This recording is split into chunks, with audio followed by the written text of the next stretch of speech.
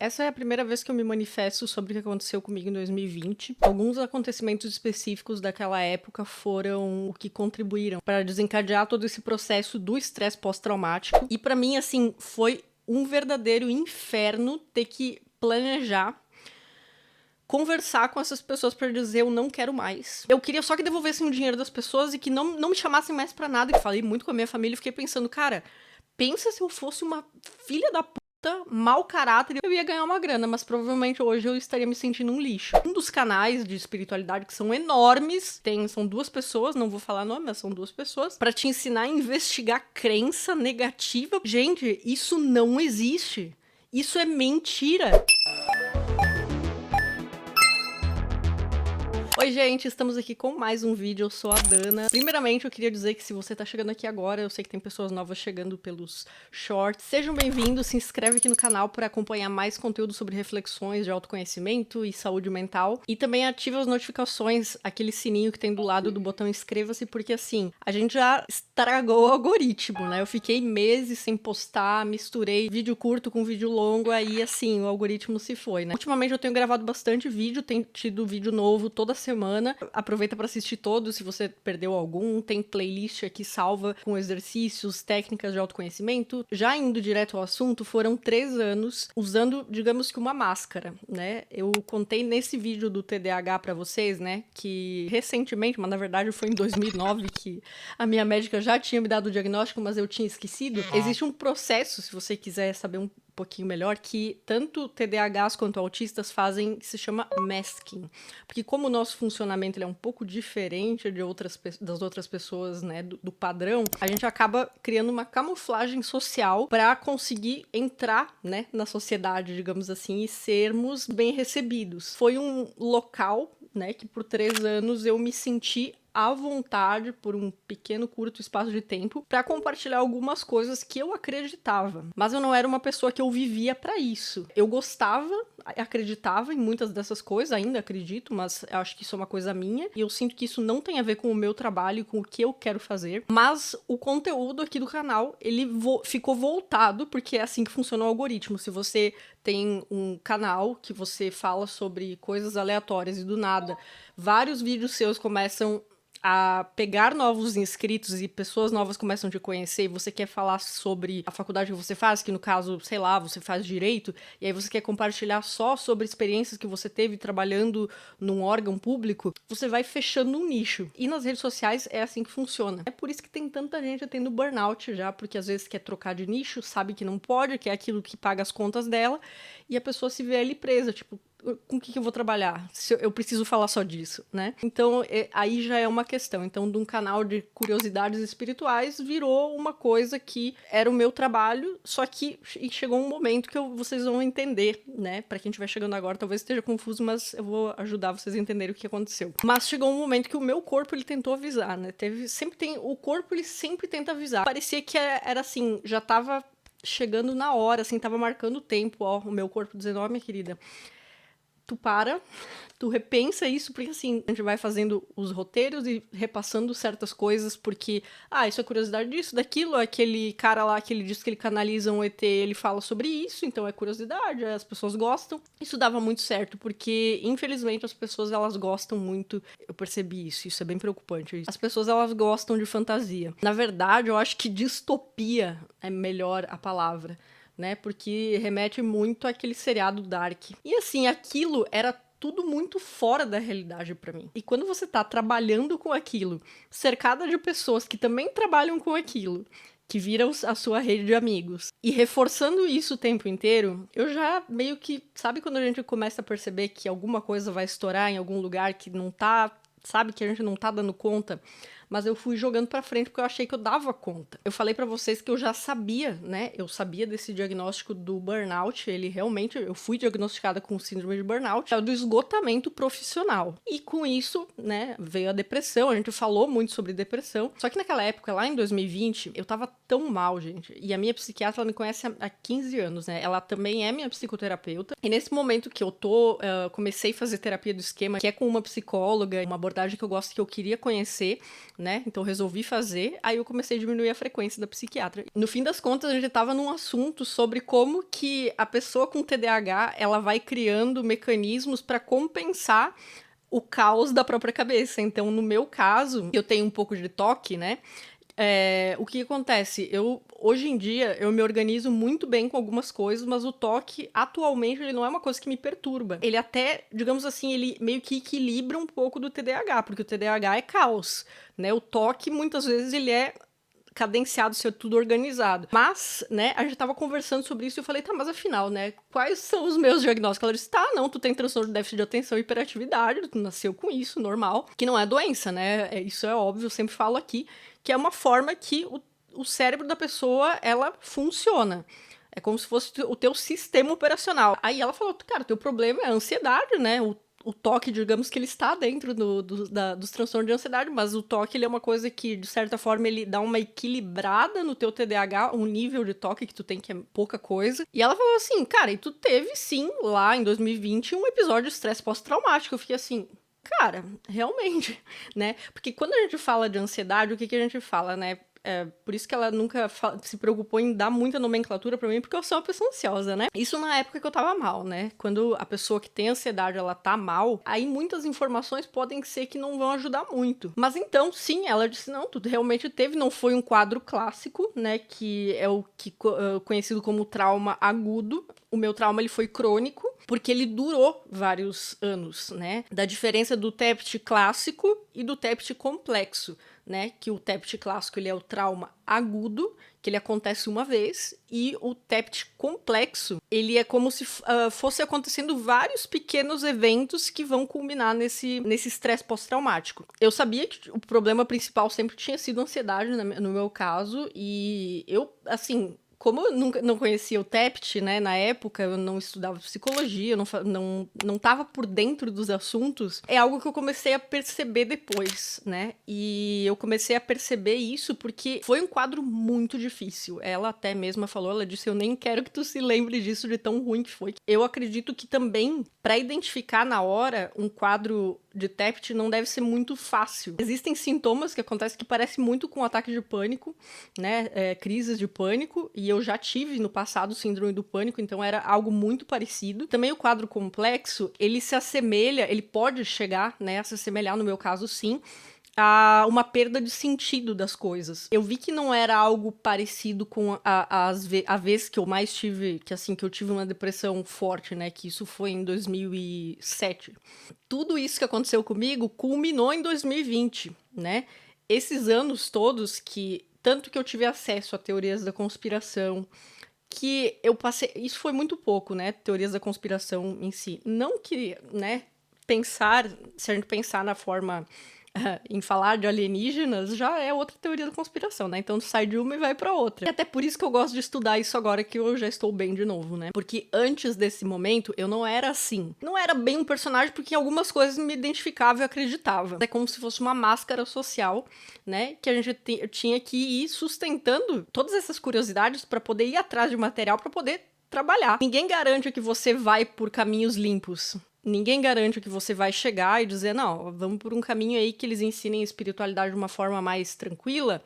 Quem? Me diga quem que é tranquilo. Como que a gente garante esse tipo de coisa? Não tem. Então, gente, eu tenho estudado bastante sobre essa questão de trauma, porque as pessoas falam de trauma de uma forma muito nada a ver, né, por aí. Muito coach usa essa libere seus traumas, blá blá blá, não sei o quê. E assim, gente, não é assim que funciona. Assim, não adianta, quem não tá fazendo uma graduação de psicologia, ou que pelo menos nunca passou por um processo terapêutico, especialmente dentro da TCC, que eu gosto bastante, que é a que mais tem evidência, não sabe como é que funciona pra você desmontar um sistema de crenças que tá completamente disfuncional ali na sua vida e não tá trazendo nenhum benefício, na verdade tá te trazendo só prejuízo. As pessoas simplesmente acham que é só pegar a crença aqui, procura, investiga a crença. Não, peraí, vamos fazer um curso aqui com o fulano porque ele diz que ele sabe investigar a crença. Muito se fala de uma forma errônea e de uma forma leiga, né? Porque os caras acham que é super simples falar sobre isso, entender sobre isso, e não é. Inclusive, depois que eu comecei a fazer terapia do esquema, comecei a estudar um pouquinho mais sobre isso, gente, eu posso falar sobre isso um dia pra vocês, porque assim, terapia do esquema, tu quer pegar uma pessoa e ir até o fundo de todas as feridinhas dela? Terapia do esquema. E aí a gente começa a perceber ali existem 18 esquemas, né, quais estão ativados, e até a gente consegue identificar traços de personalidade, né, os transtornos de personalidade que muitas pessoas têm. É incrível, gente, eu tô, assim, apaixonada. A gente começa a descobrir quais os nossos modos, né, como que a gente opera dentro de cada esquema, se a gente hipercompensa, se a gente resigna, se a gente evita.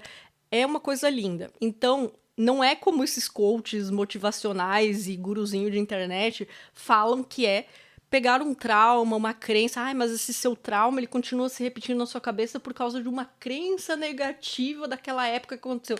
Meu irmão, tu não vai pegar uma pessoa frágil que está com um quadro de TEPT e manejar essa criatura. Essa criatura, ela precisa de apoio profissional de uma pessoa que estudou, que teve uma graduação em psicologia, que se especializou em alguma área e que sabe como manejar um paciente. E não vai ser o guru da internet que acha que dá consulta para as pessoas por aí, que vai conseguir fazer isso e dizer, nossa, olha como eu sou melhor do que os psiquiatras. Olha como eu sou melhor que os psicólogos. Gente, é tanta aberração que eu vejo por aí, que assim, se eu contasse metade do que eu sei, assim, eu acho que iam querer me processar. É aquela pessoa que gosta de jogar merda no ventilador. Eu vou só explicar pra vocês, vou abrir aqui, pra vocês entenderem. Existe o TEPT clássico, como eu falei antes, que é conhecido também como trauma agudo. É geralmente uma situação de vida ou morte, e é um evento que acontece uma vez só. Então, por exemplo, um episódio que você foi assaltado, você foi sequestrado, te ameaçaram de alguma coisa, você sofreu um acidente de carro. E pode acontecer também de você assistir alguém sofrendo algo e você ter o trauma. Não precisa necessariamente acontecer com você, pode acontecer com outra pessoa que esteja ali, você esteja vivenciando. E lembrando que nem todas as pessoas em eventos de vida ou morte, elas vão ter TEPT. Nem sempre isso vai causar um trauma, porque vai depender de como a pessoa vai interpretar isso. Isso também não é culpa dela. Ela não tem como controlar também a forma que ela vai interpretar. É muito comum que o TEPT clássico aconteça com soldados veteranos de guerra, pessoas militares, né, que viram muitas cenas de morte, porque normalmente o que acontece na guerra, né, as pessoas que são convocadas para lutar, elas não são sociopatas, sabe? Não são pessoas que gostam de ir lá para provocar uma morte. E o TEPT complexo, né, o TEPT-C, no caso, ele é conhecido também como ser um trauma crônico. Normalmente ele acontece, não sempre, tá? Pode acontecer com adulto também, tanto que aconteceu comigo. Mas geralmente acontece muito com crianças em situação de negligência, em situações que ela não consegue sair, quando ela apanha em casa e ela se vê muito impotente naquela situação. E aquilo são situações repetidas, que vai acontecendo meses, anos da vida delas, né? Até elas conseguirem sair fora de alguma forma. Outras situações que acontecem também com adolescentes, adultos, pode ser trabalho escravo, violência doméstica, os pais dando um tipo de afeto condicional, tipo, você tem que me dar algo em troca, então tem que agradar esse pai e essa mãe para poder receber um pouco de carinho. Isso também pode agravar e causar um trauma nessa criança. Outras situações como torturas, esse tipo de coisa, né, abandono também. Tem características que são bem comuns que eu achava estranho, porque se a gente vai pensar em burnout só, né, não tem tudo isso. Então, assim, tem 3 características que são comuns nos 2 tipos de TEPT, tanto no complexo quanto no clássico. A primeira é a revivência. O que acontece? Podem acontecer flashbacks, pesadelos recorrentes que vão falar de coisas, né, desse tema ali do trauma. A nossa memória, ela não é armazenada no lugar certo. Então, digamos que vai ficar presa no lugar errado. E isso acaba ativando a amígdala. A amígdala vai entender o quê? Que está acontecendo agora, que você precisa lutar para sobreviver, é lutar ou fugir, né? Essa resposta que a gente tenta, né, para resolver a situação assim que nos coloca em estado de alerta. Esses flashbacks, essas coisas que, tipo assim, a gente não enxerga, tá, gente? Isso acontece nos pensamentos. A gente não tem alucinação, não é nada disso, tá, gente? É só para explicar, né? Porque quem não teve talvez não vai saber. De certa forma, que existem algumas coisas que são gatilhos, né? Por exemplo, cheiros, sons, músicas, né? Gente, aconteceu muito comigo. Eu não sei se vocês perceberam, quem é dessa época, que eu tive que mudar toda a identidade visual do meu canal e eu tive que privar todos os vídeos. Muita gente falou, tu tá querendo ganhar dinheiro com os vídeos ainda. Cara, os vídeos antigos, eles não pegam mais visualização, ninguém mais assiste, já passou tempo. Só que eu gosto de deixar porque, na verdade, conta como visualizações totais, né? E assim, eu não conseguia mais nem escutar essas musiquinhas dos vídeos, sabe? Eu tirei tudo, uma época eu tirei... Primeiro eu deixei tudo privado, depois eu fui revivendo eles, né? Mas eu não conseguia mais nem, assim, escutar a playlist que eu escutava naquela época. Hoje em dia, eu já fiz muita terapia, né? Eu não precisei levar isso pra terapia. Mas eu aprendi muito sobre terapia de exposição, né? Pra eu conseguir ir me dessensibilizando, né? A gente vai se expondo gradualmente a esses gatilhos, a essas coisas, e vai vendo que tá tudo bem ali, entendeu? E a gente, de certa forma, ressignifica essas músicas, por exemplo. Eu sempre gostei muito de associar momentos que eu tô vivendo com músicas.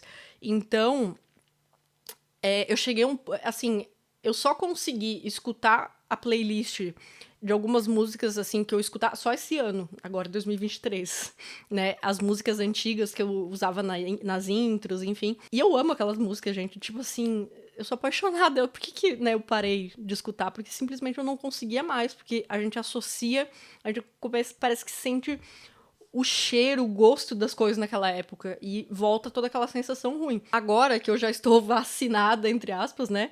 Que eu já tô num momento, assim, que já passei por bastante terapia e agora tô fazendo terapia mais por autoconhecimento mesmo. Eu tô percebendo e tô conseguindo eu mesma fazer essas dessensibilizações, né? Então é muito legal como... Por isso que eu gosto da TCC, né? Da terapia cognitivo-comportamental, porque ela te treina pra um dia você ficar independente e você ser o seu próprio terapeuta e saber o que fazer em certas situações. Além dos flashbacks, né? Dessas memórias que vão voltando e dando sensações estranhas e os pesadelos, também tem a segunda coisa que é normal nos 2 steps, tá? Que é a evitação dos gatilhos, que eu falei antes pra vocês. Eu não conseguia mais olhar pras coisas, não conseguia, de certa forma, né, as tatuagens que eu fiz naquela época, eu meio que, né, agora tô conseguindo dessensibilizar um pouco, porque nem tudo tem a ver com o que eu falava. Mas algumas eu tô fazendo, uma eu tô fazendo a remoção, e assim, dentro do possível, eu tô fazendo isso pra eu me sentir melhor. Tinham momentos que eu não conseguia olhar pra certas pessoas e saber que eu tinha que resolver problemas junto com elas ainda pra eu poder me afastar de vez, né? As únicas 2 pessoas que eu consegui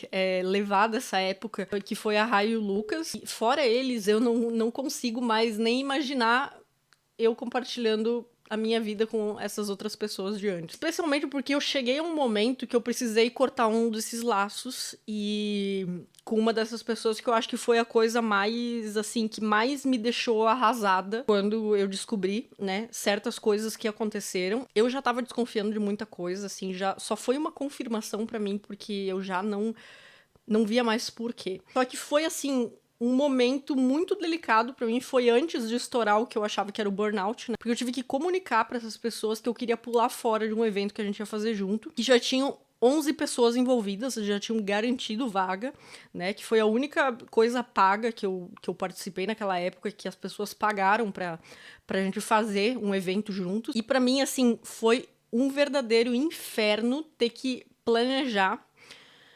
conversar com essas pessoas para dizer eu não quero mais fazer esse evento, não quero mais ter meu nome vinculado, não quero nada. E eu gostaria que se vocês fossem cancelar o evento, que a gente devolvesse já o dinheiro para todas as pessoas. Porque assim, eu tava transtornada com essa história. E tudo que eu queria era não precisar falar mais com essa pessoa. Eu não queria mais papo, eu não queria mais amizade, eu não queria mais nada. E eu queria só que devolvessem o dinheiro das pessoas e que não me chamassem mais pra nada, que só eu assim, ó, naquele momento, sabe o momento que a gente quer sumir do mapa, que a gente queria que as pessoas não nos procurassem por um tempo? Até algumas pessoas, foi engraçado, porque assim, quando viram tudo o que aconteceu, que eu fui desassociando o meu canal desse tipo de conteúdo, pensaram, né? A Rai, inclusive, falou assim, né? Que até me pediu desculpas se eu me senti julgada em algum momento, mas eu falei que não tinha nada a ver, não por ela, né? Mas eu sei que muitas pessoas pensaram, nossa, a mina, tipo, tinha tudo na mão, tinha um público fiel que poderia, sabe? Eu poderia ver, gente, literalmente, se eu quisesse, naquela época, eu poderia vender qualquer coisa. Cara, eu não sei, assim, qual que é... Eu tenho medo disso, na verdade. Eu vi que algumas pessoas, eu sei que não eram todas, mas Tinha algumas pessoas querendo me endeusar, me colocando numa posição de guru, e assim, chega a me dar um nervoso isso, porque pra mim não faz o menor sentido. E isso, inclusive, é perigoso. Muitas pessoas falaram que eu tinha toda essa chance e eu joguei tudo fora. Mano, simplesmente é assim que se criam seitas. Se a pessoa que tá fazendo isso é mal intencionada e começa a querer vender coisa, ela vende. Inclusive, tem gente fazendo isso nesse momento. Pessoas que eu me desvinculei fazendo isso. E assim, cada um com a sua consciência. Se bem que tem gente que não tem consciência porque já tem um monte de traço de personalidade narcisista. É cada coisa que a gente duvida, sabe? Duvida de acreditar que as pessoas possam fazer isso. Eu falei muito com meus amigos depois sobre isso, né? Falei muito com a minha família e fiquei pensando, cara, pensa se eu fosse uma filha da puta, mau caráter, e eu começasse a inventar, sei lá, algum tipo de técnica da minha autoria, com marca registrada, e eu cobrasse 3 mil reais o curso. Ia ter gente que ia comprar, gente. Eu tô falando sério. Tá? E é assim que as coisas funcionam na internet, com esses gurus espirituais. Por isso que é muito perigoso. Se naquela época eu quisesse, por exemplo, sei lá, separar, focar minha terapia e dizer assim, não, esse conteúdo tá dando certo, vou tratar esse burnout, essa depressão, enfim, o que tivesse acontecido, e eu ia começar, sei lá, fazer algum tipo de treinamento para eu conseguir separar o meu trabalho e as coisas que eu falava da minha vida pessoal. Eu ia poder continuar fazendo isso. O que dá o nosso salário é o YouTube, né? Os anunciantes que pagam, que aparecem na frente do vídeo, esse é o salário, é dali que vem. E tudo bem, gente, não tem problema de vender curso desde que você tenha propriedade para falar sobre aquilo, tá entendendo? E que você não prometa coisas mirabolantes para as pessoas.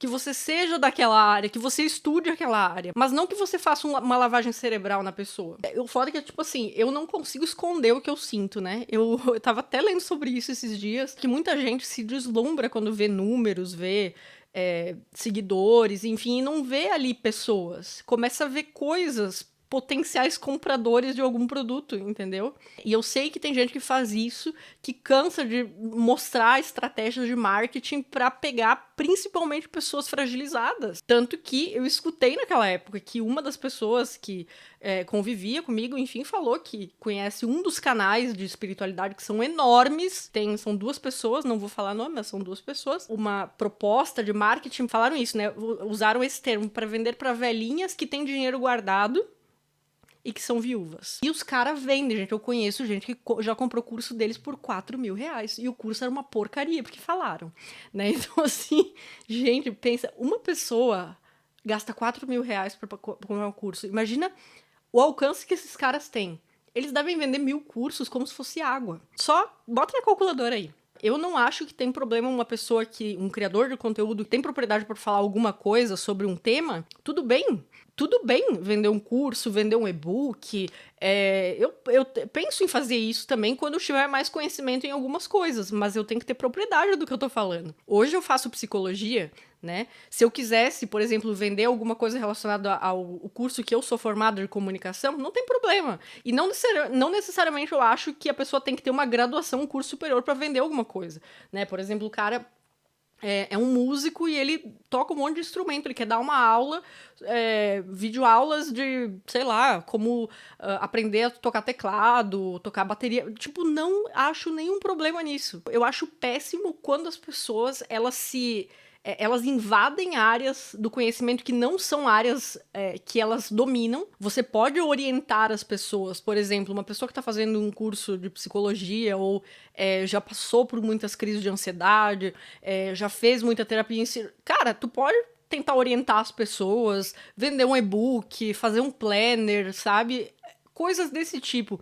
Mas esse pensamento megalomaníaco que alguns youtubers, criadores de conteúdo, eles acham que porque eles conhecem um pouquinho daquilo, estudaram um tal de um cara que diz que canaliza um extraterrestre. Vou conhecer tudo disso aqui pra vender curso sobre... Véi, o que tu tá fazendo? Te ensinar a investigar crença negativa, porque daí, conseguindo identificar a crença negativa, o sintoma some. Gente, isso não existe.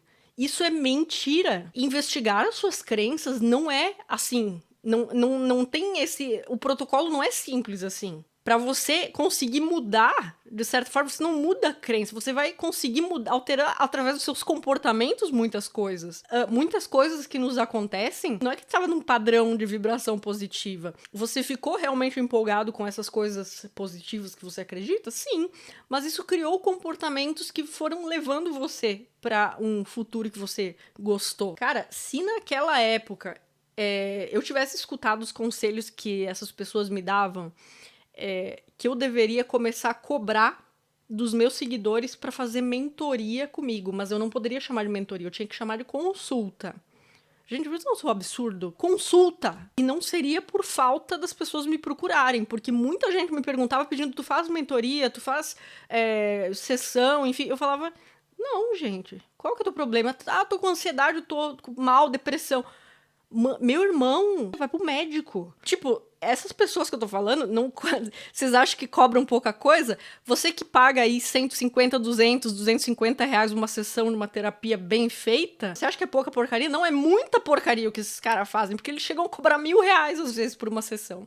Falaram pra mim, que eu deveria cobrar, R$450, R$500 pra fazer uma consulta com um seguidor. Mas eu não tenho protocolo de atendimento, eu não tenho formação em psicologia, né? Naquela época eu pensava, eu não tenho como fazer isso. E outra, eu nem quero. Por que eu vou tirar R$500 de um cara que ele pode estar indo utilizar, ele pode fazer umas 3 sessões de terapia, ou 2 sessões de terapia, dependendo do lugar que ele vai, se ele vai numa clínica, se ele vai, enfim. E muita gente vai dizer, nossa, Dana, como você foi besta de não fazer... Podia ter, né, feito isso na época, podia ter consultado os caras, tu ia ganhar uma grana. Eu ia ganhar uma grana, mas provavelmente hoje eu estaria me sentindo um lixo. Coisa que muitas das pessoas que fazem isso até hoje não se sentem. Porque não tem esse peso na consciência. Eu me sinto na obrigação, no momento que eu comecei a não ter mais algumas crenças, eu me senti nessa obrigação de vir aqui e falar, gente, isso não tá mais fazendo sentido pra mim, tá entendendo? Então, eu acho que isso era só uma das centenas de coisas, assim, que eu poderia falar, assim, que aconteceu após um desses eventos traumáticos, que eu acho que foi o desencadeador, nem existe isso, mas enfim, que desencadeou, né, todo o processo do quadro de TEPT, principalmente depois que 2 vítimas vieram falar comigo no privado, e que eu falei assim, aquela época, coitado do Lucas, meu amigo, o Lucas só recebia áudio meu chorando, porque eu chorei semanas a fio e não sabia mais o que fazer. E assim, nem era problema meu, eu tava chorando de decepção mesmo, eu tava chorando de tipo assim, mano, sabe quando cai tudo por terra, assim, você vê o negócio caindo, tipo, mano, que merda. As fichas começam a cair e a vida vai começando a mostrar pra gente, né? E eu gosto de compartilhar isso porque isso é uma coisa que acontece na vida de todos nós, né? Só nem todo mundo compartilha. Como eu tenho um local aqui para compartilhar experiências com vocês, eu acho que falar sobre autoconhecimento também é falar sobre isso, né? Eu sou um pouco mais aberta, eu gosto de conversar sobre esses assuntos, mas todos nós, né? Até mesmo quem não compartilha isso com ninguém, tá vivendo dentro de si mesmo com isso, passa por momentos de decepção profunda. Tipo, a gente olha para trás e pensa, cara, o que é isso aí que eu tava fazendo? O que tá essas pessoas que eu tava andando junto? Nada a ver. E faz parte da vida. Talvez seja algo pra gente refletir sobre o que a gente não quer ser.